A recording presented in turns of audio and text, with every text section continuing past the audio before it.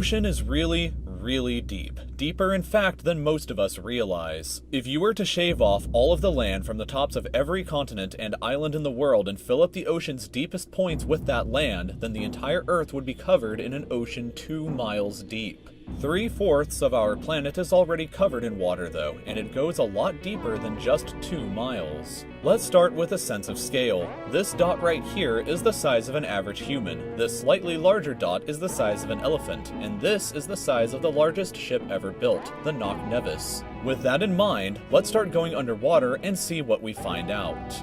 The first milestone is at 40 meters below the surface, which is the maximum depth allowed for recreational scuba diving. A little further down at 93 meters is where the wreck of the Lusitania was discovered, which is interesting because the Lusitania itself is 240 meters long, which means that it sank in water shallower than it is long, so if the ship was standing on its stern or bow, it would be sticking out of the water. Just slightly deeper than that at 100 meters is where diving can become seriously fatal if you're not careful because of decompression sickness. But that didn't stop a man named Herbert Nitsch to accomplish the free diving world record at a depth of 214 meters. This guy swam down to this level with just one single breath. But a little further down at 332 meters, we have the scuba diving world record, which was accomplished by another man named Ahmed Gabir. If he had swam down another 111 meters, then he would have reached the height of the Empire State Building if it was submerged underwater. And a little further than that, at 500 meters below the surface, we arrive at the maximum dive depth of blue whales, the largest creatures on the planet and also the limit of the US Seawolf class nuclear submarine.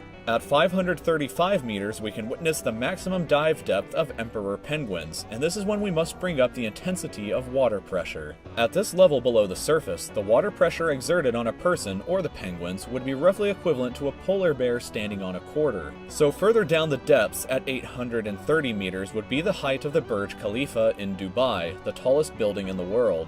Once we hit 1,000 meters below the surface, we begin to enter the scary zone. Light from the surface can no longer reach beyond this point, so the rest of the ocean below is shrouded in permanent darkness. On top of that, the water pressure you would experience at this point would be about the same as if you were standing on the surface of the planet Venus, meaning that you would die very quickly. You would also meet the giant squid at this sea level if the water pressure didn't already kill you. At 1,280 meters, we reach the maximum depth dived to by the leatherback sea turtle, and further down at 1,828 meters, we would reach the deepest part of the Grand Canyon were it to be underwater with us. Down at 2,000 meters, we start to encounter some of the more terrifying sea creatures, like the ominously named black dragonfish, a carnivorous beast with a stomach that doesn't allow light to be emitted through it. Meaning that since we're in total darkness underwater at this point, the only way you would ever see this thing is with a flashlight. A little further down at 2,250 meters, we would reach the maximum depth dived to by both sperm whales and the very frightening colossal squid. Sperm whales often have sucker marks and scars left on their bodies from battles with the colossal squid that likely take place at these incredible depths. The squids themselves can grow to be 14 meters long and weigh up to 750 kilograms with eyes the size of a dinner plate and razor-sharp sickles in the middle of their tentacles. So yeah, good luck with that down there. Way further down at 3,800 meters, we can find the wreck of the RMS Titanic. And a bit past that, at 4,000 meters, we start to enter the abyssal zone of the ocean. Water pressure is at an astonishing 11,000 pounds per square inch down here, and there are numerous strange, almost alien-like creatures that inhabit these depths, such as the fangtooth, anglerfish, and viperfish.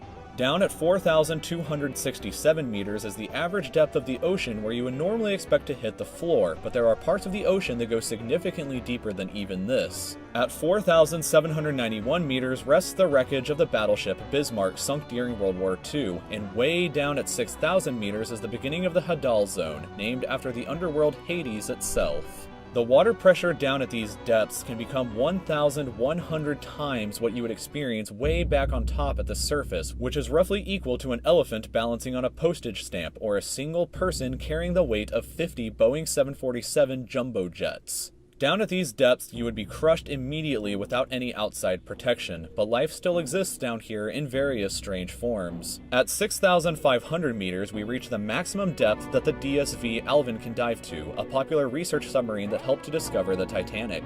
way further down at 8,848 meters below the surface, and we have arrived at the height of Mount Everest, were it to be upside down and placed underwater. And then, way further past even that, at 10,898 meters, we arrive at the depth reached by James Cameron in 2012 during the Deep Sea Challenger mission. The deepest point in the ocean yet reached by humans was back in 1960 though, when two men named Don Walsh and Jacques Piccard reached a depth of 10,916 meters using their Trieste submarine. It took them 5 hours to descend through the ocean to this depth, and they only stayed for 20 minutes before a window cracked and they began to resurface.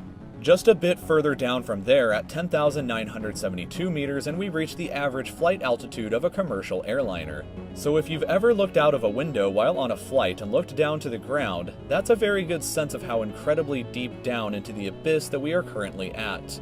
Finally, when we hit 10,994 meters, we have hit the bottom of the known ocean called the Challenger Deep, right here on this map just about 300 kilometers southwest of Guam Island.